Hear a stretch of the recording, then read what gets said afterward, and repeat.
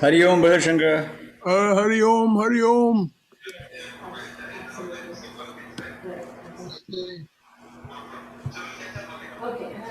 Come on. Thank you. Here we are.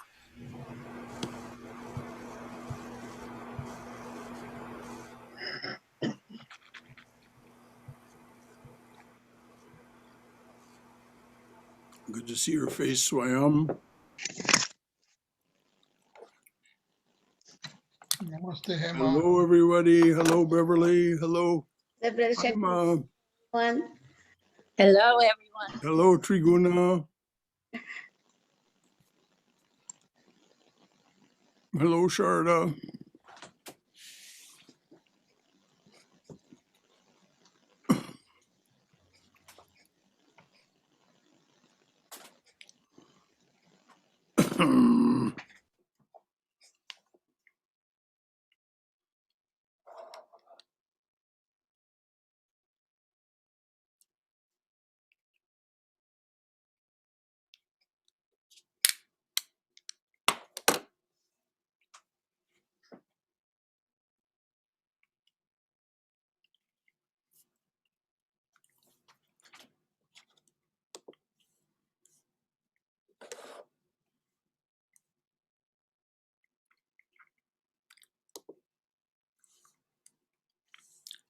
Some of you know we have a cat that lives here with us.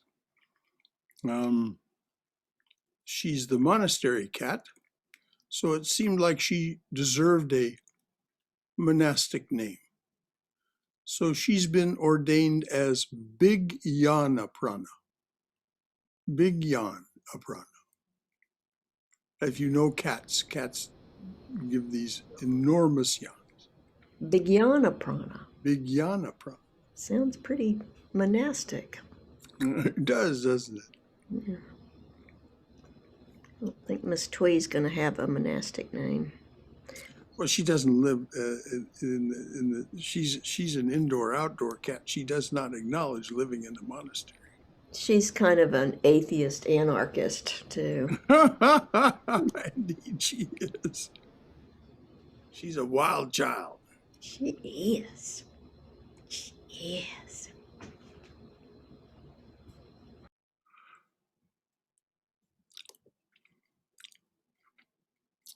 Sharda has a cat named Twyla, who is really a rambler and a gambler. I mean, that cat, you talk about 9 lives. That cat has probably run through 16.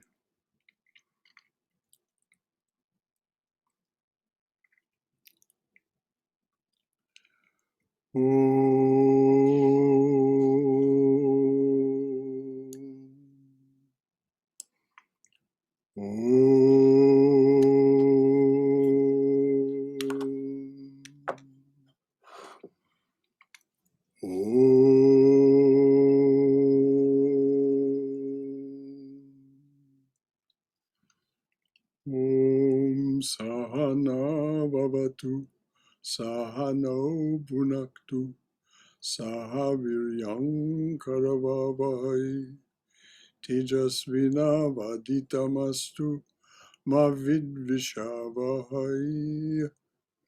Om Shanti Shanti Shanti. May the Divine Being look over us lovingly as a mother and father. May the Divine Being support and nourish us as a mother and father. May we have the strength and skill to study together the art of spirituality. May no misunderstandings arise amongst us. Om, peace, peace, peace be unto us and to all beloved beings everywhere. So, very good to see all your wonderful names and faces.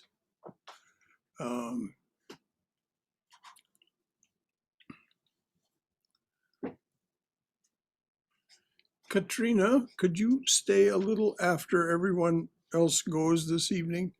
I have a question for you. Okay, yes. Yes, sir. Okay. All right. As we all know, we're studying the life of Holy Mother, and we're talking about her relationship to Jairambati, Koalpara, and Calcutta. In Jairambati and Koalpara, the mother lived a normal life among the villagers, free from the routines and restrictions of Calcutta. In 1911, Saradananda sent a young monk named Prakash to escort Holy Mother from Jairambati to Calcutta.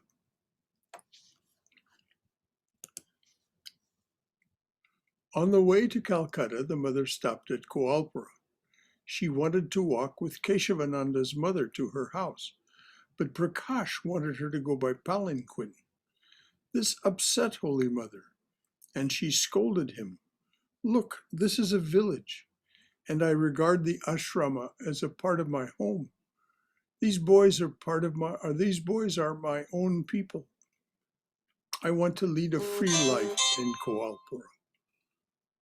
I give a sigh of relief here to be free from my cage in Calcutta. There you keep me confined, and I am always cautious about my movements. I simply will not be controlled here at every step. If you like, you may write to Sharad about it." The monk immediately begged forgiveness. That evening, Prakash hurried the local monks to prepare Mother's supper so they could resume their journey quickly. The mother said to him sternly, "Why are you losing your temper and yelling at these monks? This is a village. Everything does not move according to the clock like in Calcutta. Don't you see how these boys have been working tirelessly since morning? Whatever you may say, we shall not start before eating." The mother had so much feeling for the monks. Finally, she left for Vishnupur by bullock cart at 8 o'clock. So we can see that the mother was always very much immersed in the moment, in the place where she was. In the villages, she felt much freer and much less constrained by all by clocks, for example, and all those sorts of things. So Prakash, I'm sure, was just doing what he saw as his duty. But nevertheless, Mother spoke to him sternly about these things. So it was an education for him. On 31 January 1917, the mother left for Jairambati from Calcutta. On her way, she stayed at Jagadamba Ashrama for a couple of days and then continued her journey. A few days before Ramakrishna's birthday, Brahmachari Bharda brought some groceries for the mother. A few days before Ramakrishna's birthday, Brahmachari Bharda brought some groceries for the mother by bicycle from Koalpura. The mother gave him some prasad and asked him to stay at Jairambati that day, as there was a thunderstorm imminent. But Bharda did not listen to Holy Mother because he had some duties in Koalpura. On his way back to Koalpura, he was caught in a hailstorm and suffered terribly. He walked the rest of the way back to Koalpura with his bicycle along the muddy path. That night he had a fever. The next day, Holy Mother sent her maid with a letter to Koalpura to get news of Bharda. When he visited Holy Mother in Jairambati a few days later, she said, "You were stubborn and did not listen to me. I was worried about you when you left. I suffer when someone does not listen to me and gets into trouble. My son, you should listen when someone advises you from the heart.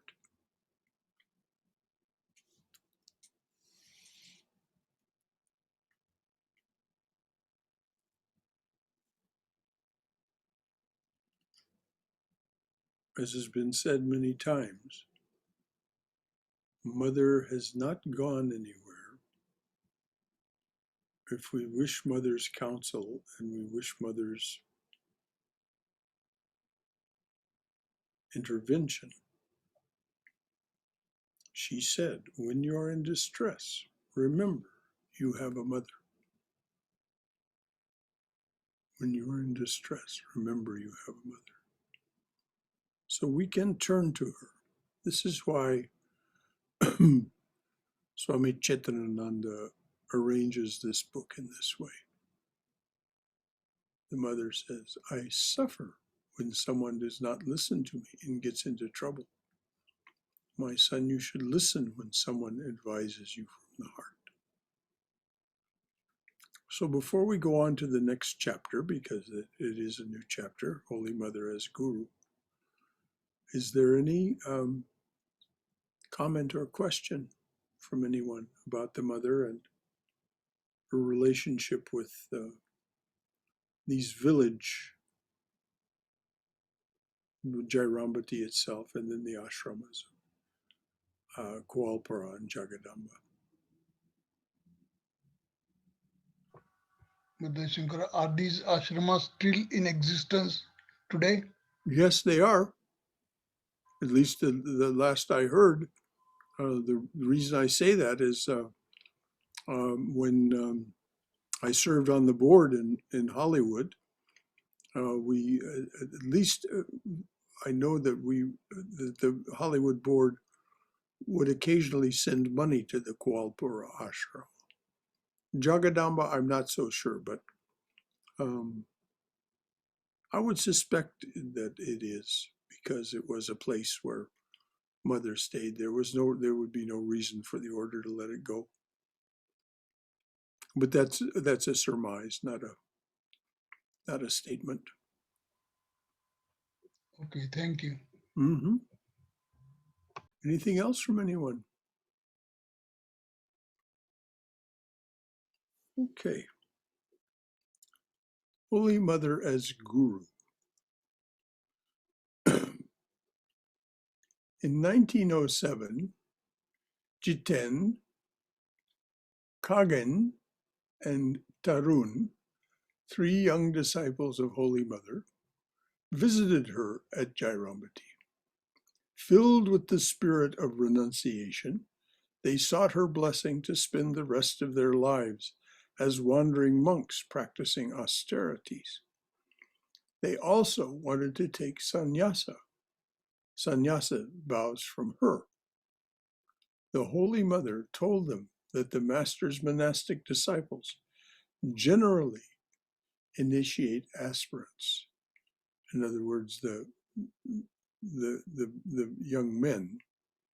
Holy Mother told them that the Master's monastic disciples generally initiate aspirants into sannyasa, but they insisted that she herself give them the ochre cloths.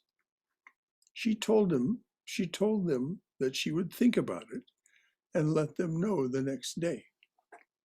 The next day she said, "Today you must shave your heads and dye your cloths ochre.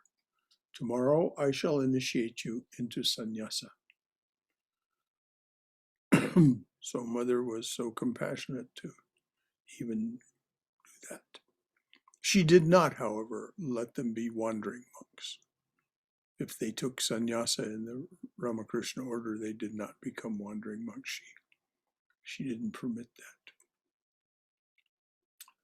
On 29 July 1907, the Mother finished her worship in the morning and then handed over the ochre cloths and loincloths to her disciples. She prayed to the Master, "O Master, please see that they keep their monastic vows.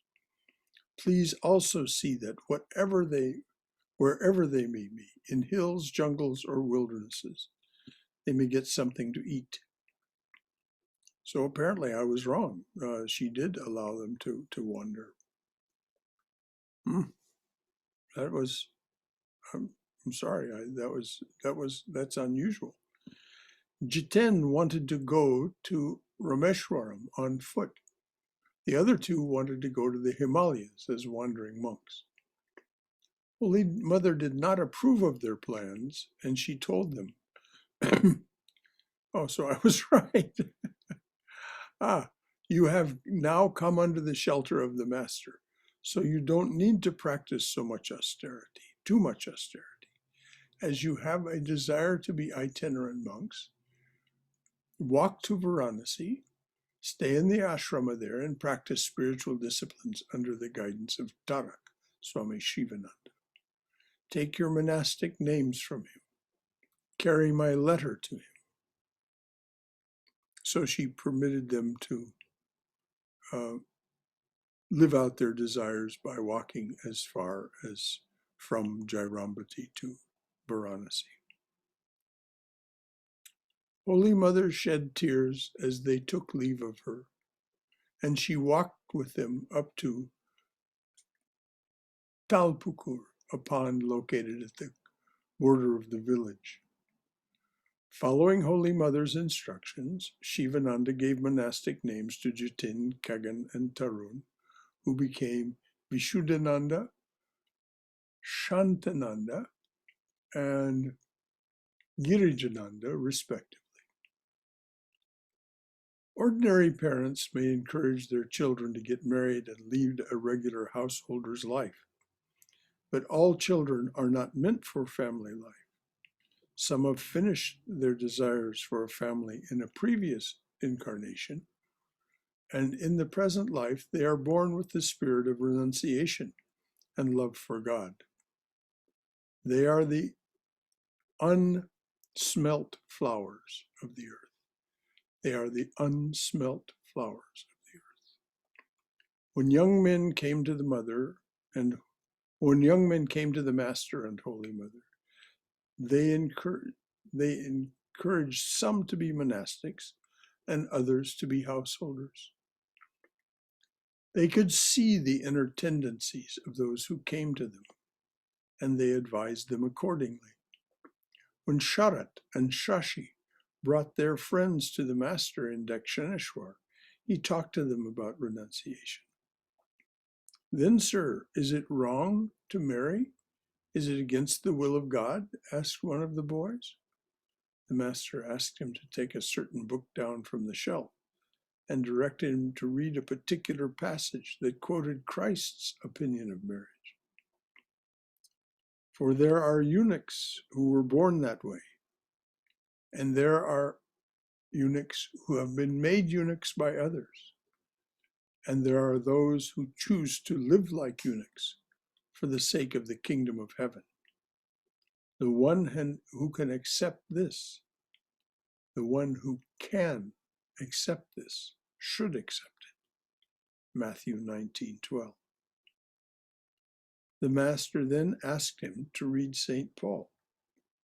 I say therefore to the unmarried and widows, it is good for them if they abide even as I. But if they cannot contain, let them marry, for it is better to marry than to burn. The letter to the Corinthians. Now, it's so easy to interpret this as burn in hell. That's not what he means. It's so often misinterpreted this way. He means live a life of separation and sensuality. It may seem pleasant. It may seem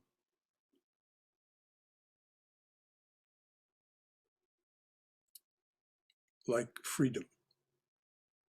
But in fact, it simply leads to greater and greater samsara, greater and greater sorrow. And because of the misdirection, that's what he means by burn. Burn in the fire of the world, not burn in the fire of hell. Though that's certainly not what's taught in most Christian churches.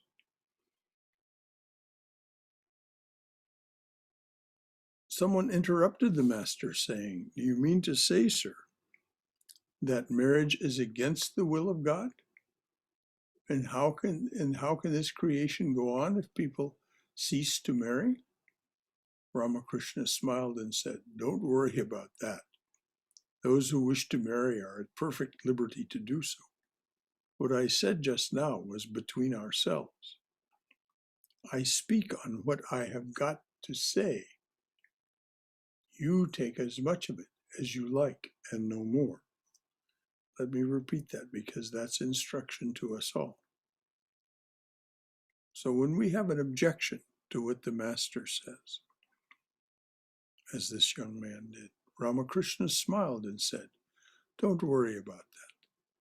Those who wish to marry are at perfect liberty to do so. What I said just now was between ourselves. I speak on what I have got to say. You take as much of it as you like, and no more."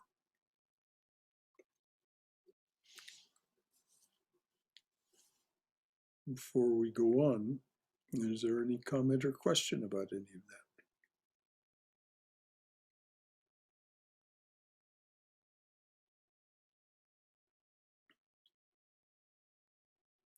Okay.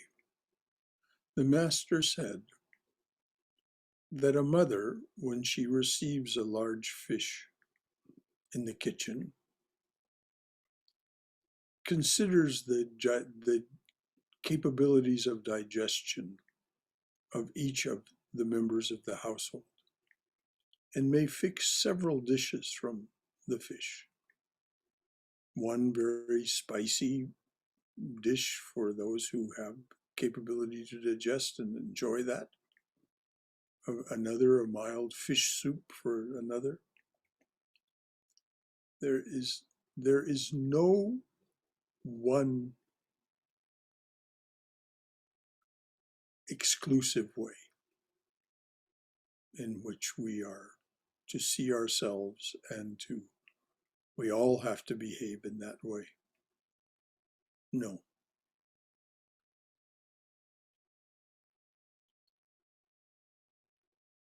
So once again, any comments or questions?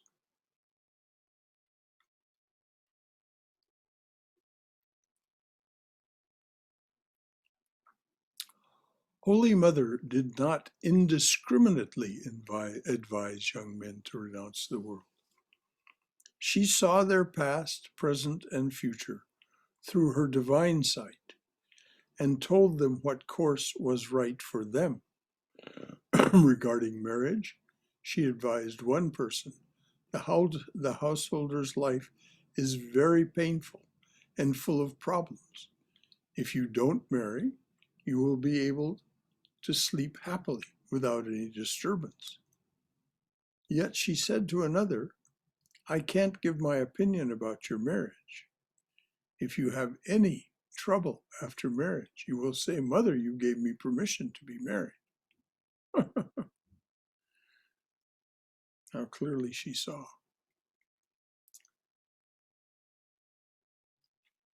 So to one she said, the householder's life is very painful and full of problems.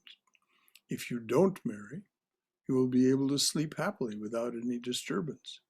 Yet she said to another, I can't give any opinion about your marriage. If you have any trouble after marriage, you will say, Mother, you gave me permission to be married. Another time a devotee said, Mother, I shall not marry. The mother said with a smile, Why not? In this world, everything goes in pairs, such as 2 eyes, 2 ears, 2 hands, 2 feet, and also Purusha and Prakriti, the male and the female. That devotee later married. A young devotee wrote, "Mother, I have no desire for marriage, but my parents are forcing me to get married." The mother commented, "Look, what torture. Look, what torture." Once another devotee said to Mother, now remember the title of this chapter is Mother as Guru. So this is who's speaking here, Mother as Guru. Once another devotee said to her, "Mother, I tried my utmost all these years to remain a bachelor, but now I see I shall not be able to make it." The mother assured him, saying, "My son, don't be afraid. The master also had many householder devotees. Don't worry. It will be fine if you marry." The two paths, the path of enjoyment and the path of renunciation, have continued from the beginning of creation. So great teachers advise human beings accordingly. One day the mother's attendant, Mandakini, said to her, "Mother, all your children are equal to you, yet you are giving permission to marry to those who seek your opinion about marriage, and again you encourage those who want to renounce. You are supposed to inspire and guide everyone along the path of good." Holy Mother replied, "You see, those who have a strong desire for worldly enjoyment, will they listen if I forbid them? And shall I not help those who have understood the play of the deluding power of Maya and have made God their only goal from the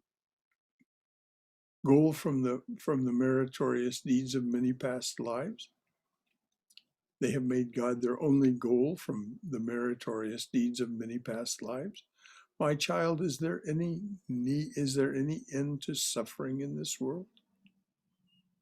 Once a young man had passed his MA degree examination and wanted to be a monk.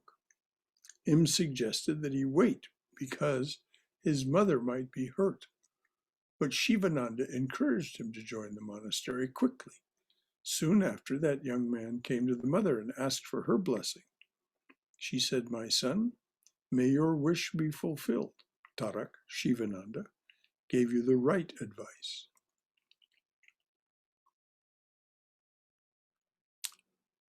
Ramai, Ramm,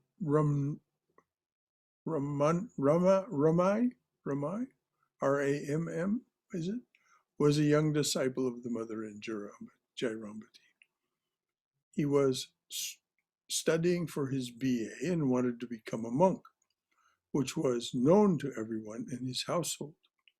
One day the mother was cleaning her teeth and Ramay was standing nearby. Nalini said to the mother, "Aunt, look, he is such a good boy. He has passed 2 examinations and is now studying for his BA. His parents raised him with great effort and are paying his educational expenses.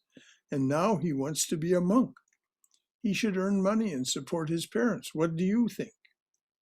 Holy Mother replied, "How can you understand this? They, meaning future monks, are not fledglings of a crow, but of a cuckoo. When they are grown up, they recognize their real mother and return to her.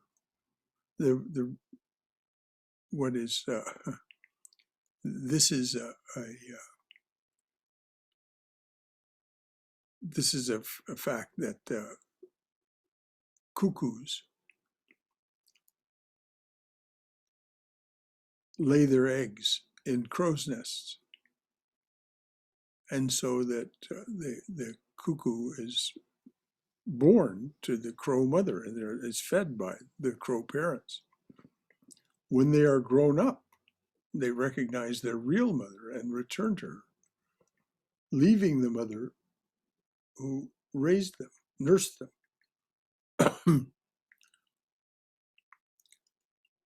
So there's a moral lesson in this for those who have a desire for a life of renunciation.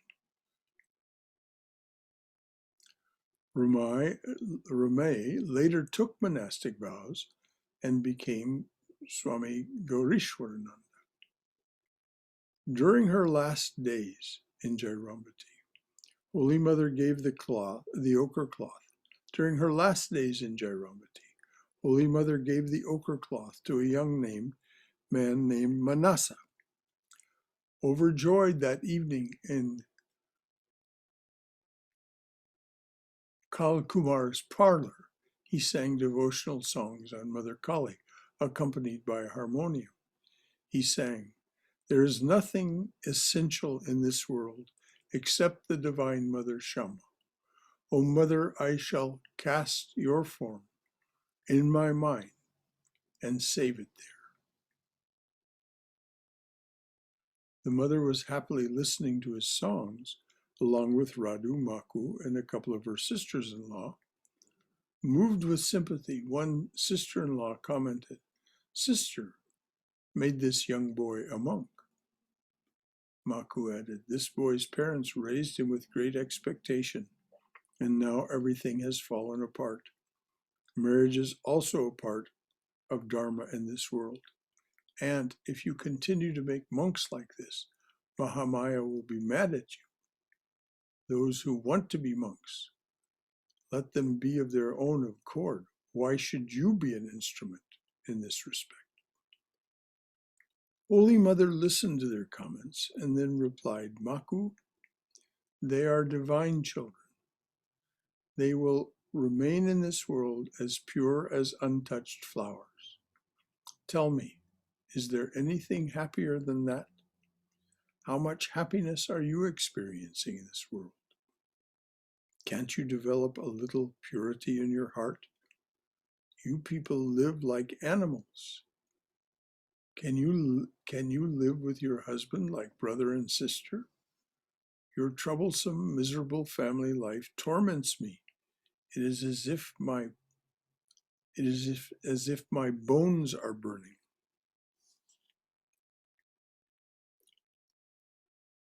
Now that burning, that's what I was talking about when we read from the Paul's letter to the Corinthians. That's the burning that that people feel, whether they acknowledge it or not. The mother acknowledged it.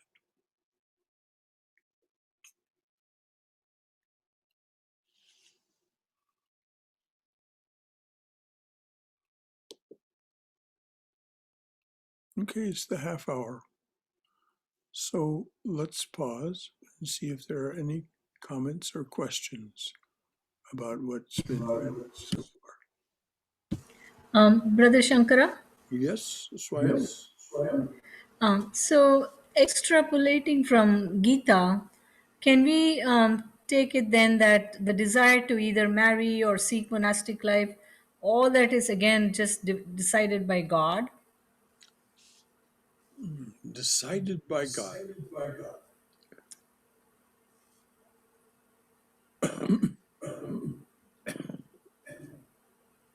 This business of deciding by God is a misthinking of what's meant.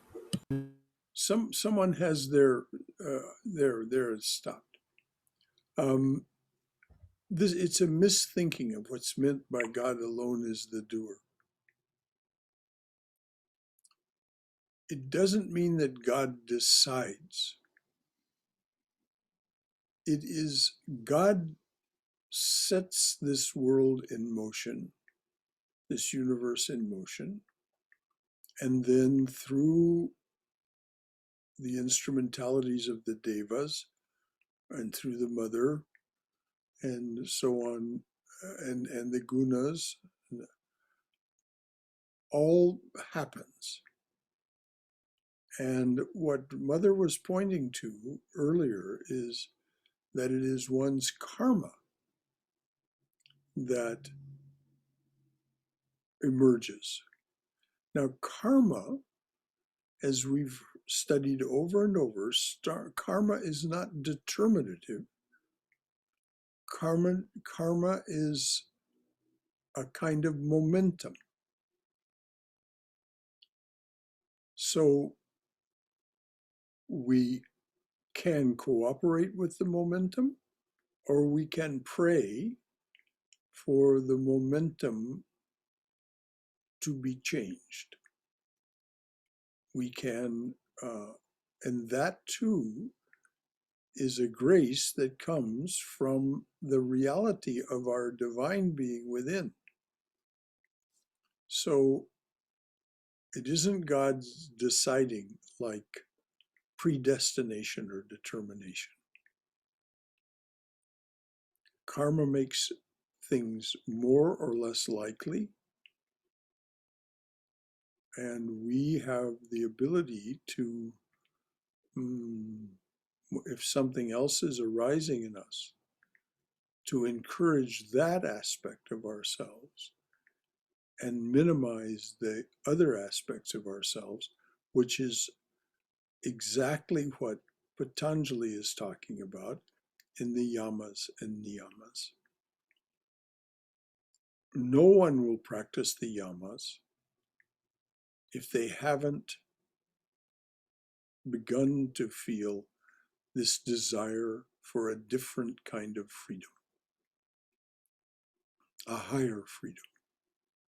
And certainly they won't move on to the other 5 limbs of yoga that are part of self-effort if that spark is not encouraged. So it isn't that God decides. We are all set in motion by manifestation itself. And we as the divine being are that manifestation. And there is a certain desire in us to experience that manifestation. At a certain point, we begin to have a disaffection for the experiences of manifest existence, embodied existence.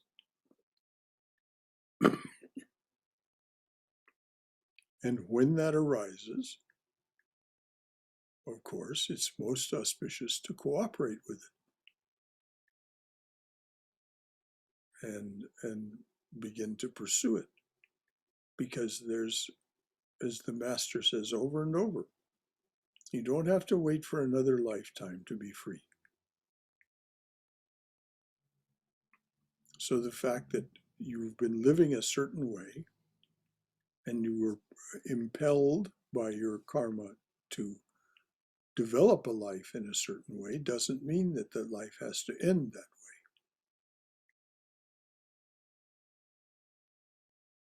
way. And though all of this explanation is filled with internal contradictions and paradoxes, as is no doubt the case, as Sri Ramakrishna said, all of this is understood when one draws near to God.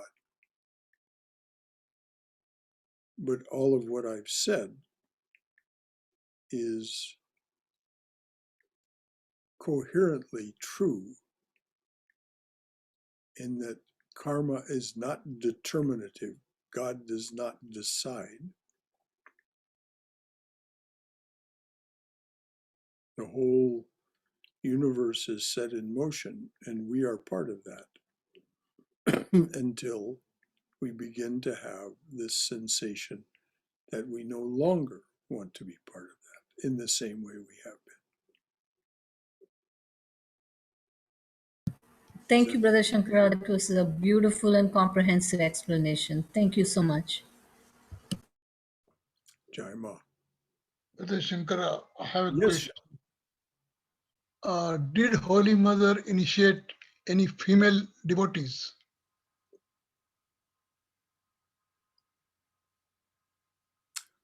I don't believe she initiated any women into sannyasa, if that's what you're asking. Did she initiate them in terms of giving them diksha? Oh, yes, many. But in terms of sannyasa, Okay. I don't think she did. It was left to Golap Ma and Gopalar Ma and Yogin Ma.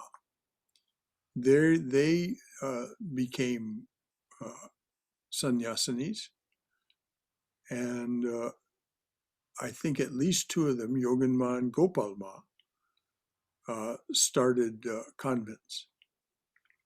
And there were others that were educated in Nivedita's school that took sannyas. But I don't believe that Mother gave the ochre cloth to any women. I don't remember reading that. If someone else has a different memory based on something they've read, please come forward with it. But then who initiated these women into sannyasa? As I said, well, which women do you mean? Golab Ma and all those you said just Oh, now. they took sannyas from some Puri convent. I don't know which it was, and I don't think it happened during Mother's lifetime. I think it was after Mother passed on that they did this. It wasn't until 1954 that Sarada Mat was formed. Sarada Mat is the women's monastic organization that is associated with the Ramakrishna order. But some of the women who became part of that had been part of Yogin Ma's and Golap Ma's monastic organizations. And there was another woman, and her name is escaping me. Gaurima? I don't think it was, but maybe. It seems like it starts with a K, but I just honestly don't remember. And if anybody else knows for sure, do you know that for sure, Sham, that it was Gaurima? Yeah, her name is mentioned because she probably took a sannyas or something at a very early age. I mean, quite earlier. All right. I'm glad you remembered that. I don't remember. I mean, I read somewhere. I don't totally remember. It is true, but it's something like that. I vaguely remember. Yes, there was a third woman, and it might have been Gaurima. Anyway, thank you. Thank you. Anything else from anyone? Hi, Somesh. It's my first time, so Well, welcome. thank you. My question is that can you enjoy your marital life and still be free? And this is something I'm struggling with in my mind. That reading about it, everything, and like, can you enjoy your senses? The pleasure of the senses, and still have the total freedom in life. The question arises about enjoyment, Yeah. about attachment. Yoga means both union and detachment. Both the Master, Sri Ramakrishna and Holy Mother, spoke of mental renunciation for the householder. Understanding that though one is going through the rituals and ceremonies and practices of a married life, that it is all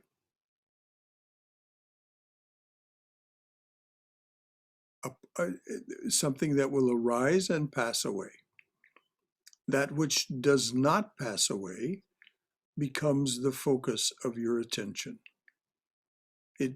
You focus on what deserves your attention And these other things become something that you are doing, but to which you are not attached. So there's nothing wrong with enjoyment. As Sri Ramakrishna said, you've come to the mango grove, eat the mangoes. But don't be attached to the mango grove or the mangoes or the enjoyment. Simply, I have taken embodiment, so now I will experience the fruits of embodiment. And there are four. Dharma.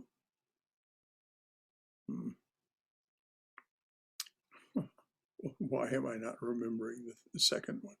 Anyway, Dharma, something, Kama, and Moksha. It means these are the four fruits of life. So we experience each of those as we go through our four stages of life, but without attachment. Does that make clear what you were asking? Okay, so to enjoy without attachment. Now That is the secret, and it's explained in great detail by Sri Krishna in chapters 3 and 4 of the Gita. Explained in great detail. So I can request you to go to those, and then if you're so moved, the last 2 weeks Sunday talk discussions were on chapters 3 and 4 of the Gita. So go and listen to what was said and what the discussion was among the congregation about this ability to both be and become. Be the embodied being that was born with your karma, your prarabdha karma, and then become that which transcends it. And Krishna is very explicit about how to do this mental renunciation. Okay, I'll read those because now, this is what I stuck my mind, that how do I get into enjoyment without attachment? So I'll read those. I'll even try to go through the archives and see those last. Yes, and just go to your copy of the Gita. If you don't have a copy of Swami Prabhavananda's Gita, I strongly suggest that you get one, because there aren't all of those scholarly side excursions. It just tells you what Krishna said. And Prabhavananda? Swami Prabhavananda. Yes, you can find that book. He published it under the title "The Song of God." Okay, I'll search for it, and I don't have the copy. So just go to Vedanta.com, or if you want to save some money, go to Amazon, and the Song of God, Swami Prabhavananda, Prabhavananda, Prabhavananda, and there you will find a really clear rendition in English of the Gita. Perfect. I'll get that. Thank you so much. Anything else? And from anyone?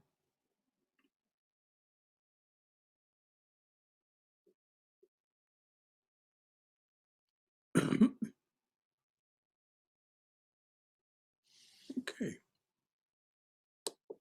all of those, that was very good discussion. That's exactly what we should be doing.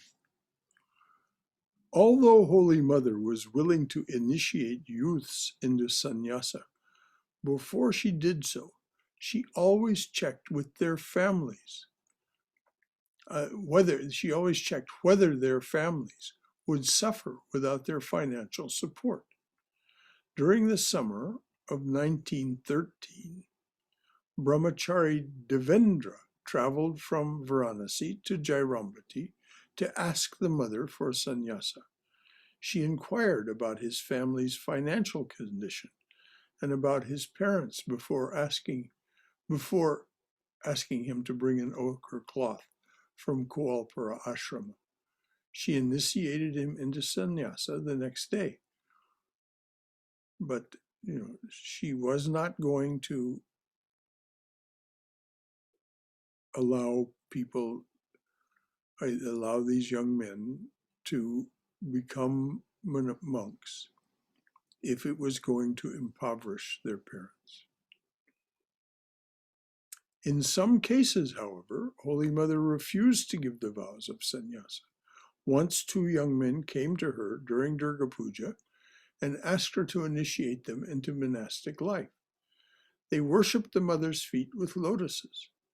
Observing their behavior and overflowing emotion, she said with a smile, my children, you will have to wait."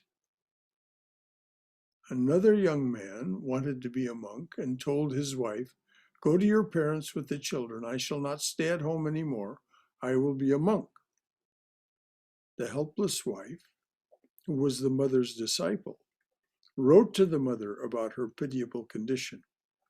Irritated, the mother said, "Look, this is a horrible injustice. Where will this unfortunate girl go with her children? If he wanted to be a monk, then why did he marry and have children? If you want to be a monk, you should first arrange for their food and shelter." And both Sri Ramakrishna and Holy Mother were very adamant about this. No, once you've taken on the responsibilities of householder life, no running off and becoming a monastic so you don't have to shoulder that burden anymore. That's not the reason to become a monk. In 1911, Holy Mother returned to Jairambati after her pilgrimage to South India. One of her young attendants, Ashu, went with her on pilgrimage and later told another monk that he missed the mother's company. On 26 May 1911, when Holy Mother heard about this comment from the other monk, she said, "How strange! A sannyasin must sever all the bondage of Maya. A golden chain is as good a shackle as an iron one. A sannyasin must not entangle himself in any form of Maya. Why should he constantly say, 'Oh, mother's love, mother's love'? I am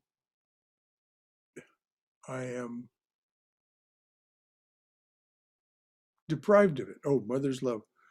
Why should he say, 'Oh, mother's love, I am deprived of it'? What ideas! I do not like a man constantly hanging on me. At least he has the form of a man. I am not talking of God.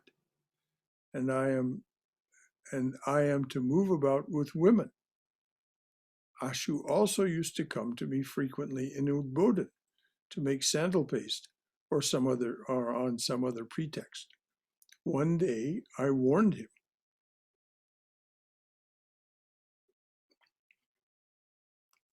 Now this is very difficult for us to understand.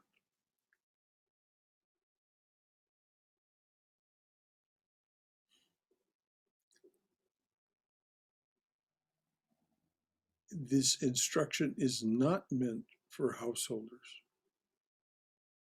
This instruction is meant for sannyasins who must divorce themselves from the attachments of all forms of Maya. As the mother said, a golden chain, a golden shackle is just as binding as an iron one. But this is not meant for householders.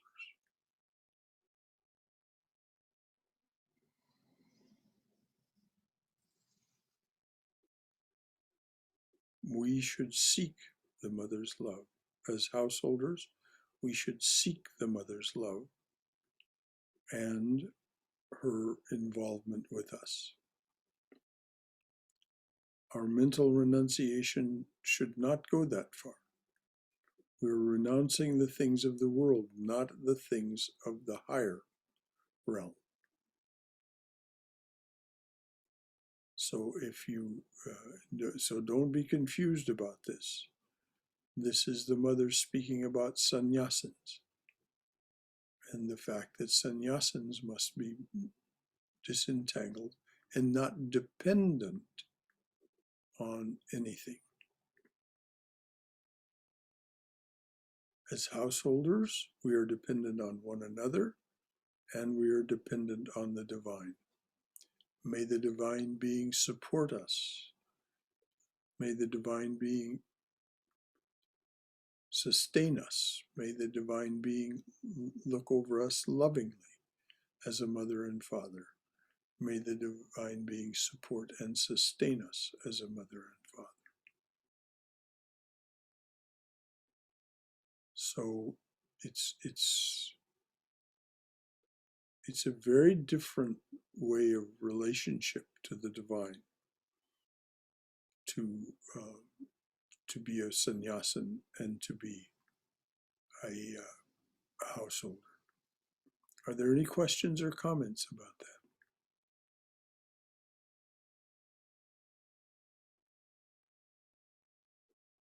Okay, good.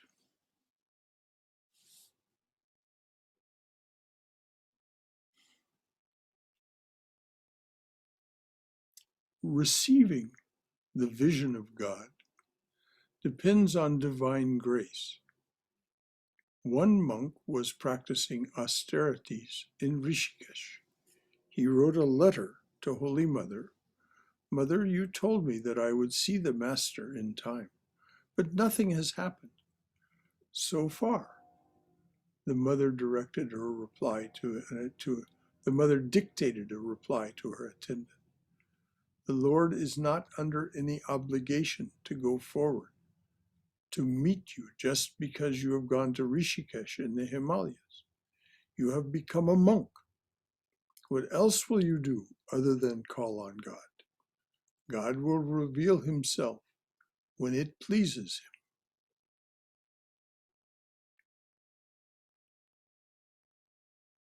What she wasn't saying was the obstacle to that experience of God was within the monk.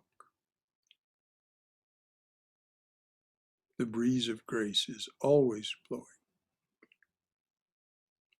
So, Holy Mother always emphasized that monks must observe their monastic rules and precepts. In 1906, when her brother Prasanna asked if a young brahmachari could join the wedding party for his second marriage, the mother said, "No, he cannot go. He is a monk." The next day, Holy Mother would not even allow her monastic attendants to eat the sweet curd from the ceremony. Although surrounded by householders, she protected her monastic disciples from the influence of worldly life.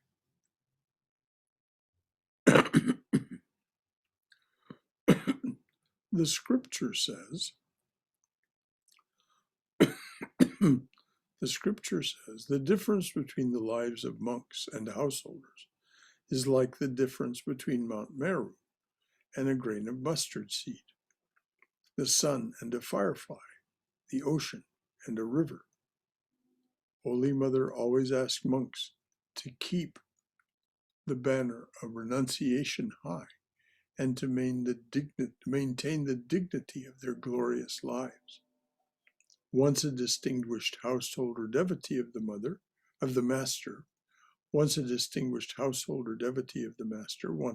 Swami Chetanananda to accompany him to Varanasi and he offered to pay the monks traveling expenses. When the mother heard about it, she told the Swami, "You are a monk. Can you not procure your own train fare? Why will you go with those householders? If you travel in the same compartment, they may tell you, do this, do that. You are a monk.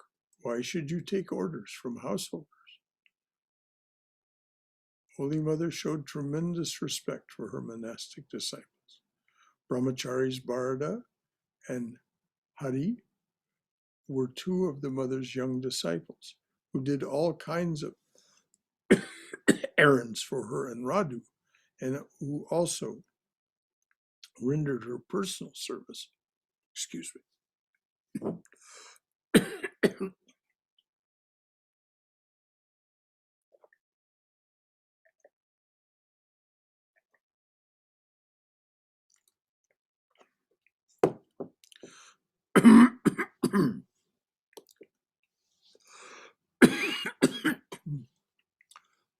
She initiated them into brahmacharya, but did not give them the ochre cloth.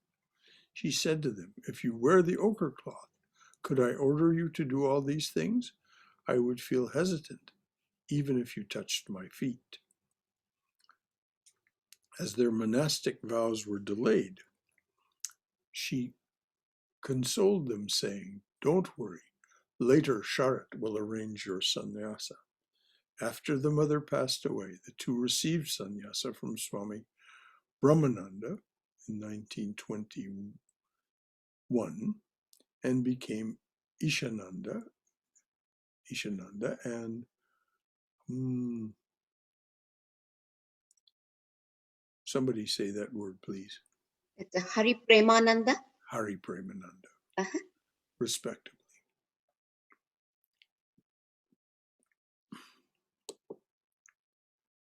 Okay, it's 8:58.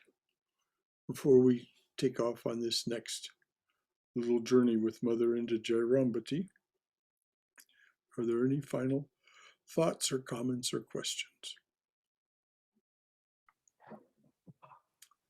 I have a question, not Yes, related please. to today's session, but so is there any like meditation or something else? Because, one is the knowledge about things, and it's good to know, but to bring it in life is a very different thing than knowing things, right?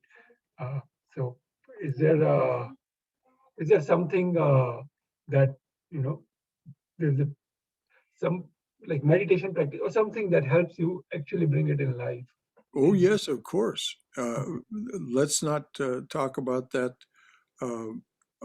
in this context. Please contact me otherwise, and we can talk about that. And if you wish to take Diksha, of course, the person from whom you would take Diksha is Swami Sarada Devi, who isn't traveling just now, but you can travel, you can go to him if you wish. And he lives at the Hollywood Center of the Vedanta Society of Southern California. But if you want to pursue something before Diksha, well, there are plenty of ways to go forward. And so just contact me, send me an email, and we'll set up a meeting. You can come here, or we can just talk over the phone, or as pleases yourself. But there's definitely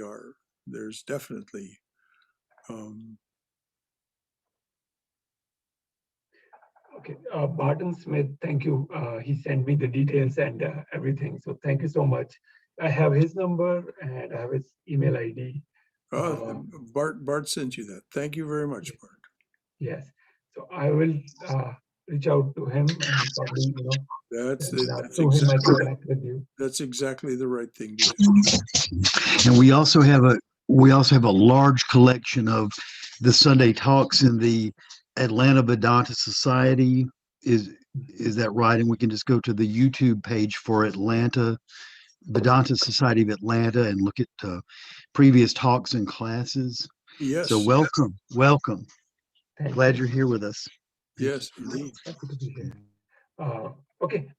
what I will do is I'll go through the videos and I'll also reach out to you, Bart, and then we can take it from there. Wonderful. Good. All right. Well done. Thanks. That's what congregations are for. Anything else from anyone?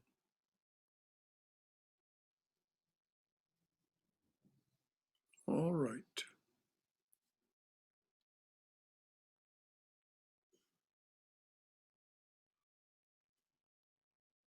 Just for those of you who haven't already heard, the memorial service for Swami Yogeshinanda will take place on Saturday, March 13th, beginning at 11 a.m. on Zoom.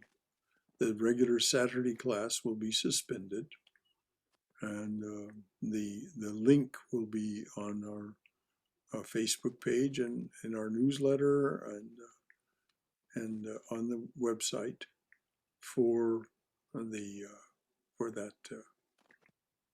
memorial service for Swami Yogeshinanda. And any of you who wish to participate in any way, please do join us. There'll be the opportunity to speak about Swami Yogeshinanda as you wish. The following day, Sunday, the 14th of March, will be the celebration of Sri Ramakrishna's birthday. And we'll, of course, have a puja conducted by our very capable and loving Pujari, Aditya Chaturvedi.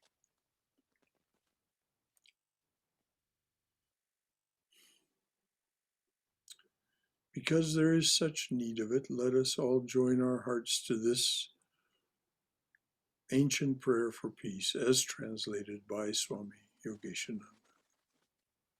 Let there be peace in outer space. Let there be peace in the sky, on the earth, and in the waters. Let there be peace in the herbs, the plants, and the trees. May the gods be peaceful. May the whole universe be pervaded by peace. Let that infinite universal peace prevail throughout my being. Om Shanti, Shanti, Shanti. Peace, peace. Peace be unto us and to all beings everywhere.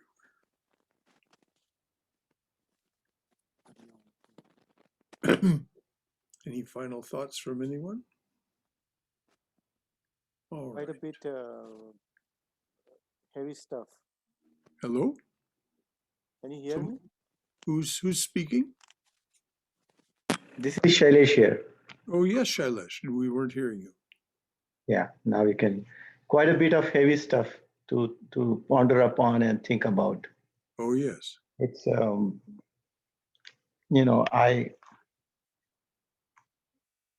I'm kind of tempted to share some of the thoughts about it because I have quite a few friends who joined the order, and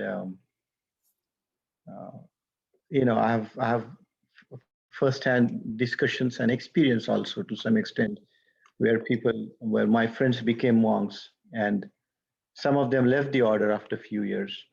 But in the general understanding, I think most people have is that you just walk into a monastery and then someone just gives you a sannyas or something. It doesn't happen, as you know, Brother Shankara. That Yes. it takes 10 years of brahmacharya, because if you're going to be a monk, what's the hurry? That's kind of a thing.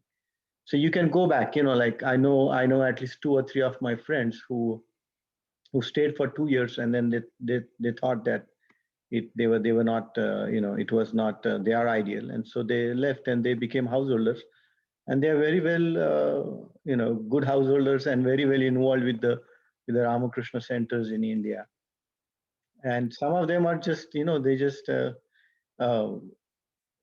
they just fit the whatever the standards are, and I think a couple of them are at very senior positions now. Very good.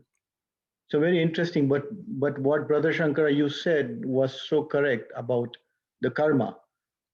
What makes one, at one point, now this is, I'm talking about almost 30 years ago, 91, 92. At one point, I was very young and I thought about it, and I was very, very close with the order, and several monks and I used to just hang out, there were so many people around. But I don't think so. I had that strong inclination.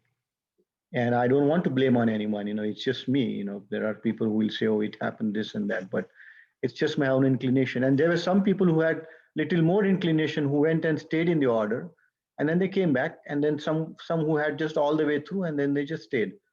So it happens very slowly, like it's the subconscious mind, and like you said, the karma, it starts working. If you go and stay in the monastery, I have stayed in the monastery as a volunteer for months, and when you stay there, it's slowly you get into and everything, and if it's a good place for you or not. And it's very very, very nice place. I would say that most people, now I know not possible in this country, but in India, had I been in India, I would have said my kids to go and stay before you get married or whatever. You should just go and see that life, and see. And it doesn't matter, it's not that you have to become monks, but what is the ideal, what is purity, what is love of God and dedication. And it helps so much later on, whatever life you live. Absolutely. Yeah. Among the Catholics, they have a question that they ask when people say they want to become a monastic, a monk or a nun. They say, do you have the calling? Is it something that is living in you, that this is the way you truly, or you're called to live your life in this way? And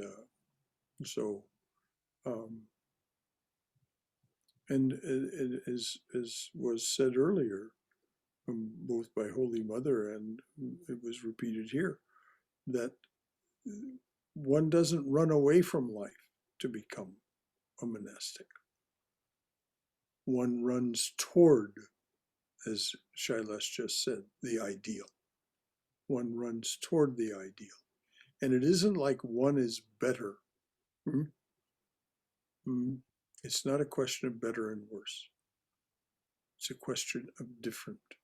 As a matter of fact, the master, Sri Ramakrishna, said, the householder is the real hero, because they have to fight with a sword in both hands. They have no shield.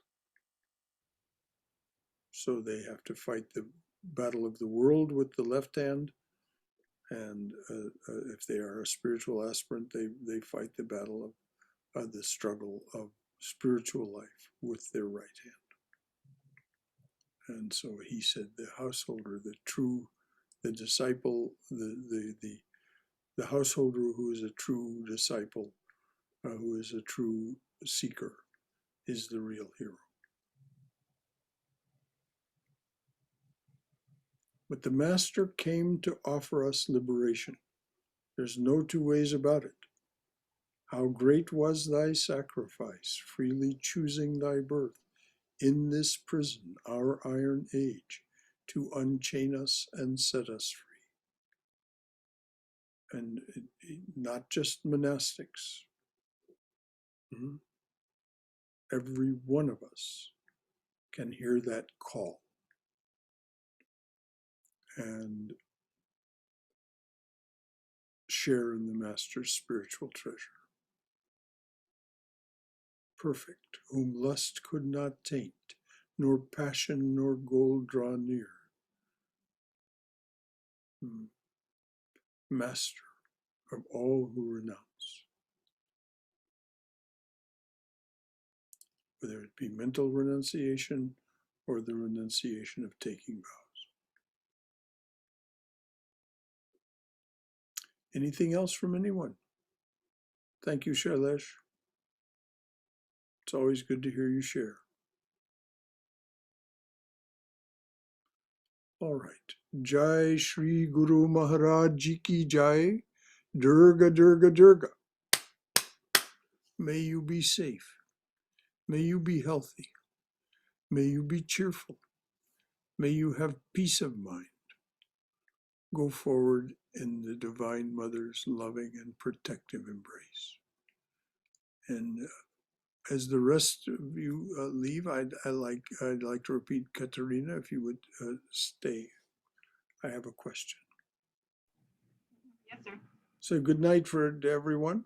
Thank you, Brother Until Shankar. next time. Everybody. Thank you, Brother Shankara. For Good night. those of you who wish to join us, tomorrow evening we study Jnana Yoga. Good night. Thank you and good night. Shankara, Yes. I just wanted to remind you that these are recorded, and if you're going to have a private conversation with Katrina, maybe it would be better if you did it by phone or private Zoom. Oh, I just, okay, you can't cut the end of it off? But it's just, I mean, All right. actually- Katrina, do you have my cell phone number? No, sir, I don't. Okay, it's 818. Hold on, let me write it down. Okay. 913 913. 0345. Thank you, Sharda. Okay. All right, I'll call you now. Okay, thank you, dear. You're welcome. Good night, everyone. Good night.